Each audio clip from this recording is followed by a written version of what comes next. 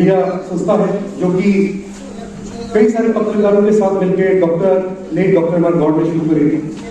इसका मोटिव था कि हिंदुस्तान के अंदर जो देश की समस्याएं हैं, जनता की समस्याएं हैं, पब्लिक की या फिर गवर्नमेंट डिपार्टमेंट की भी समस्याएं हैं, उनको तो पत्रकार सॉल्व कर देते हैं, उनका हल निकालते हैं, उनको छापते हैं, पब्लिक तक लेके जाते हैं और हर जगह लेके जाते हैं। पर पत्रकारों की जो समस्या है उनका समाधान कौन करे और कैसे हो। तो इसी उद्देश्य के साथ न्यूज़पेपर्स एसोसिएशन ऑफ इंडिया का जन्म हुआ और देश में जब भी पत्रकारों के ऊपर कोई भी हादसा हुआ या कोई भी ऐसी कोई समस्या आई तो न्यूज़पेपर्स एसोसिएशन ऑफ इंडिया ने सड़क से लेकर संसद तक अपना प्रदर्शन किया और पत्रकारों को इंसाफ दिलाया। और देश में पहले कभी पत्रकार श्रद्धांजलि दिवस नहीं था, तो न्यूज़पेपर्स एसोसिएशन ऑफ इंडिया ने सन 2011 में 10 फरवरी को पत्रकार श्रद्धांजलि दिवस शुरू किया, जो कि आज पूरे हिंदुस्तान में अलग अलग जगहों पे इसको मनाया जाता है। न्यूज़पेपर्स एसोसिएशन ऑफ इंडिया हम लोग कोशिश ये करते हैं कि हम सिर्फ पत्रकारों के लिए तो काम कर ही रहे हैं, पर और भी दूसरे वर्ग के जिनके लिए हमें काम शुरू करना चाहिए और करते रहना चाहिए। और हमने करीबन 21 जो शहीद हुए थे देश के हमारे, उनके परिवारों को इसी मंच पे, इसी जगह पे बुला के हमने उनको सम्मानित किया और कोशिश करी कि हम उनकी जो भी थोड़ी बहुत मदद कर सकते हैं हम लोग करें। तो बस मैं चाहूंगा कि हम लोग आगे प्रोग्राम शुरू करें। हमारे कई सारे अवार्डीज हैं वो यहाँ पहुंच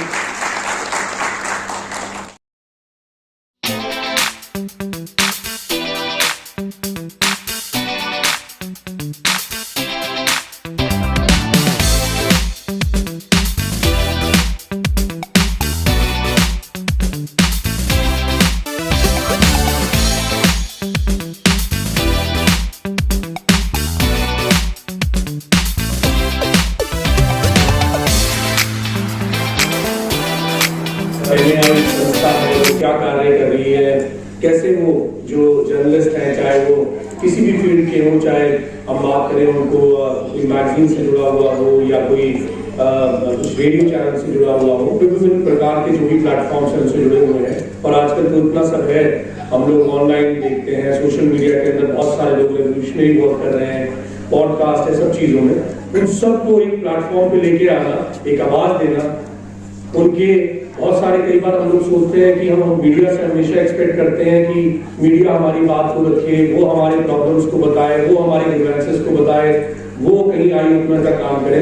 लेकिन उस सब चीजों के अंदर एक चीज हम भूल जाते हैं कि शायद उनको भी एक प्लेटफॉर्म चाहिए जहां उनकी बात को रखा जाए। मीडिया की ही इनपुट को कहीं ना कहीं हम लोग साक्ष्य मानते हैं, उन्हीं की हेल्प लेते हैं। तो उन लोगों के लिए प्लेटफॉर्म बनाना, उनकी बात को रखना और 1 साल नहीं 2 साल नहीं इतने दशकों से उसके ऊपर काम करना, वो सच में बहुत काबिल तारीफ है। इसके लिए मैं NAI की टीम विपिन जी को बहुत बहुत शुभकामनाएं देता हूँ।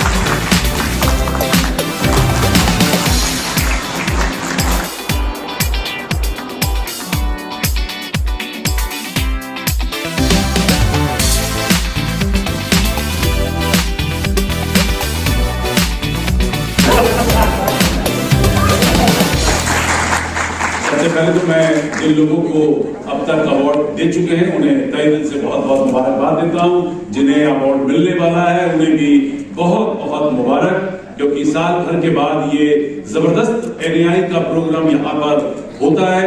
ये मेरा सौभाग्य है कि मैं कई सालों से एनआई के साथ जुड़ा हुआ हूं और हर साल मेरी कोशिश रहती है कि मैं इस कार्यक्रम में जरूर मौजूद हूं, चाहे थोड़े समय के लिए ही।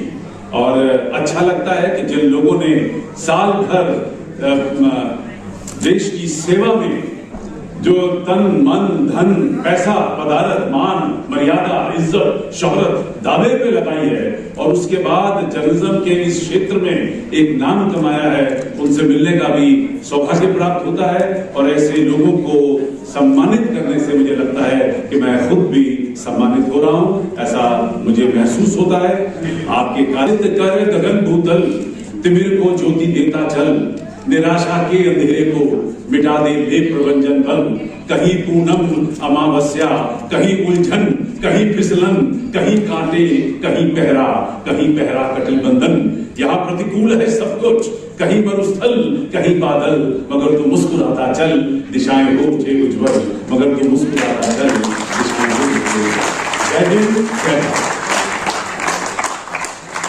जी, आज का जो प्रोग्राम है ये 32वां न्यूज़पेपर्स एसोसिएशन ऑफ इंडिया का सम्मान समारोह है और बड़ी खुशी होती है कि हम लोग जब इस कार्यक्रम को करते हैं, क्योंकि ये कार्यक्रम हमारे लिए सिर्फ एक प्रोग्राम ही नहीं है, हमारे लिए कहते हैं ना घर में शादी होती है बच्चे की, तो उस तरीके से हमारे प्रोग्राम होता है कि पूरे साल हम इस प्रोग्राम की तैयारी करते हैं और हिंदुस्तान के अलग अलग कोने से उन हीरो को ढूंढ के निकालते हैं जिन्होंने अपने क्षेत्र में बहुत ही अच्छा काम किया है।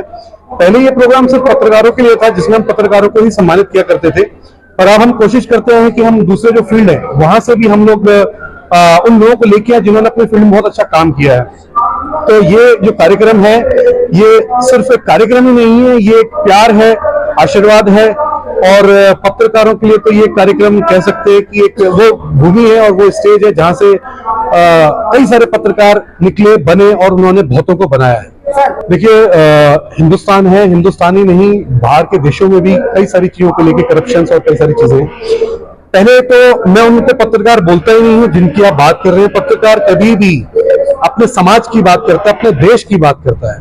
वो व्यक्ति पत्रकार हो ही नहीं सकता जो कहते हैं ना कि गलत काम कर रहा है या ब्लैकमेलिंग कर रहे हैं, इस तरीके से काम कर रहे हैं। पत्रकार नहीं, वो ब्लैकमेलर्स है और ऐसे लोगों से दूर रहना चाहिए। और हमारी संस्था में ईश्वर की कृपा से ऐसे लोग नहीं जुड़े हैं, जुड़े भी होंगे पता चल जाता तो हम उनको हटा देते हैं। तो पत्रकारिता में ये चौथा स्तंभ जो है ये सबसे मजबूत स्तंभ है, क्योंकि अगर पत्रकारिता नहीं है तो हमारे देश की सरकारें नहीं बन पाती और पत्रकारिता है तो सरकारें गिर भी जाती हैं। तो हम लोग वो काम करते हैं जो देश हित के लिए होता है, हमारे समाज के हित के लिए।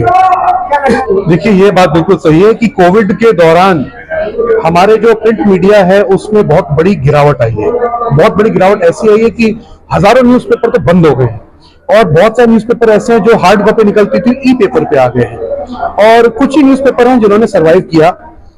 और इसमें एक सबसे बड़ी सोचने वाली बात यह है कि अगर हमारे न्यूज़पेपर का कंटेंट बहुत अच्छा है, हमारे न्यूज़पेपर में वो कंटेंट है जो हमारी पब्लिक पढ़ना चाहती है, हमारे न्यूज़पेपर में वो कंटेंट है जो हमारा लोकल एरिया में समस्याएं हैं उनके समाधान हो रहे हैं, तो आपका न्यूज़पेपर अगर ई पेपर भी निकल रहा है तो उसका भी सब्सक्रिप्शन होगा। जैसे आपने देखा होगा भास्कर बड़े पेपर इनका सब्सक्रिप्शन ई सब्सक्रिप्शन भी आ गया है। तो अगर आपके पेपर में कंटेंट है, दम है और आप जो खबरें दिखाते हैं वो जनता पढ़ना चाहती है तो आपका ई सब्सक्रिप्शन बिकेगा। और हमारी कोशिश तो चल रही है कि हम लोग कुछ इस तरीके से सरकार के साथ कोई ऐसी नीति बनाई जाए जहां पर प्रिंट मीडिया जो है उसको थोड़ा सा और बढ़ावा मिल सके और जो प्रिंट मीडिया की छपाई या पेपर जिस तरीके से पहले सरकार की तरफ से मदद मिलती थी जो बंद हो गई है उसको दोबारा शुरू किया जाए। आज कितने लोगों को अवार्ड दिया, किस चीज क्षेत्र में? आज हमने तकरीबन 35 लोगों को यानी कि 35 देश की विभूतियों को सम्मानित किया है, जिसमें मुख्य पत्रकारों में अमिश देवगन जी, अर्पणा मोजाम जी और अमन चोपड़ा जी, बहुत सारे नाम हैं क्योंकि सारे नाम ऐसे हैं किसका नाम लूं किसका नाम ना लूं, पर जो भी सम्मानित हुए हैं उसकी सारी जानकारी आपको हमारी वेबसाइट से या फिर हमारी जो प्रेस न्यूज होगी उसमें आपको मिलेगा। मैं युवा पत्रकारों से बोलना चाहता हूं कि आजकल के युवा पत्रकार जहां पर नौकरी मांगने के चक्कर में या नौकरी लेने के चक्कर में दर बदर घूम रहे हैं, उनको अगर उनके अंदर टैलेंट है तो उनको भागना नहीं चाहिए, उनको ऐसा काम शुरू करना चाहिए कि वो औरों को नौकरी दे सके। क्योंकि आज हमारे पास इतना बड़ा माध्यम है डिजिटल मीडिया, जहां पर आप देखिए ना कि शुभांकर मिश्रा कितना बढ़िया उनका पॉडकास्ट चल रहा है, इतना अच्छा काम कर रहे हैं, कई सारे लोगों को उन्होंने जॉब दे दी, एक टाइम पे जॉब मांगने जाते थे। तो इस तरीके से और भी बहुत सारे लोग हैं जिन्होंने नौकरियां दी है। तो युवाओं के पास अगर टैलेंट है तो वो नौकरी देने वाले बने, ना कि मांगने वाले। इसमें पूरे भारत से हमारे साथ लोग जुड़े हुए हैं और इसके अलावा जो भारतीय दूसरे देशों में रहते हैं पत्रकारिता से जुड़े हैं वो भी हमारे साथ जुड़े हैं। और हमारे तकरीबन 10,000 सदस्य हैं पूरे भारत में और करीबन 4,000 न्यूज़पेपर हैं जो कि अलग अलग राज्यों से है, कोई तमिल में है, कोई तेलुगु में है, कन्नड़ा में, मराठी, गुजराती, अलग अलग भाषाओं में। तो हमारे जो पत्रकार हैं, हमारी कोशिश रहती है कि जो ग्रास रूट पे काम कर रहे हैं, जो जिनको मझोले और छोटे न्यूज़पेपर कहा जाता है, उनको हम लोग सबसे ज्यादा सपोर्ट करने के लिए काम करते हैं। कि जुड़ने के लिए हमारी वेबसाइट है जिसमें फॉर्म और सारी चीजें दी हुई हैं और वहां से मेंबरशिप फॉर्म भर के और जो जो उसमें जानकारी है वो सारी चीजें कंप्लीट करते तो आप जुड़ सकते हैं। सुविधाएं देखिए, ऐसा सुविधा कोई संस्था कोई सुविधा देती नहीं है। सुविधा ये है कि हाँ, आप पत्रकारिता कर रहे हैं और भविष्य में आपके साथ कोई घटना हो जाती है तो हम आपके साथ तन मन और धन से जुड़ते हैं। आपको लीगल एड चाहिए, हम लीगल एडवाइस आपको देते हैं, आपको लॉयर चाहिए, हम आपको लॉयर देते हैं। और साथ ही साथ हमने एक बड़ी अच्छी कोशिश करी है हमारे लोगों ने मिलकर, अगर किसी भी पत्रकार का बच्चा अगर यूपीएससी की तैयारी कर रहा है और पत्रकार के पास पैसे नहीं है पढ़ाने के लिए, वाकई उसकी कंडीशन खराब है, तो उसकी यूपीएससी की कोचिंग का खर्चा हमारी संस्था उठाने के लिए तैयार है। ये फंक्शन मैंने आपको पहले बताया कि सिर्फ पत्रकारों के लिए पहले होता था और ये मेरे पिताजी सर के डॉक्टर अमर गौड़ जी ने शुरू किया था। और उनकी ये कोशिश थी कि पत्रकारों को किसी भी मंच में मतलब उनको खबर छपवाने के लिए बुलाया जाता है, फोटो खिंचवाने के लिए बुलाया जाता है, उनसे सलाह लेने के लिए बुलाया जाता है, पर उनको सम्मानित करने के लिए नहीं बुलाया जाता है। तो इस संस्था में मेरे फादर ने ही, मेरे पिताजी ने ही ये अवार्ड सेरेमनी शुरू करी थी जिसमें पत्रकारों को ही सम्मानित किया जाता था। और 2008 या 9 से हम लोगों ने इसमें दूसरे फील्ड को भी जोड़ा। और एक लास्ट लाइन बोलना चाहता हूं कि अगर आप कुछ भी कर रहे हैं तो या तो इतिहास बना डालिए या इतिहास बन जाइए। और पत्रकारों के लिए मेरी यही कोशिश है कि मैं उनके हित के लिए, उनकी आवाज के लिए या तो इतिहास बना डालूं या इतिहास बन जाऊं। देख रहे थे आरजे टुडे दिल्ली न्यूज, जो दिखाती है आपके क्षेत्र से संसद तक की खबरें। सच्ची खबरें देखने के लिए सब्सक्राइब करें।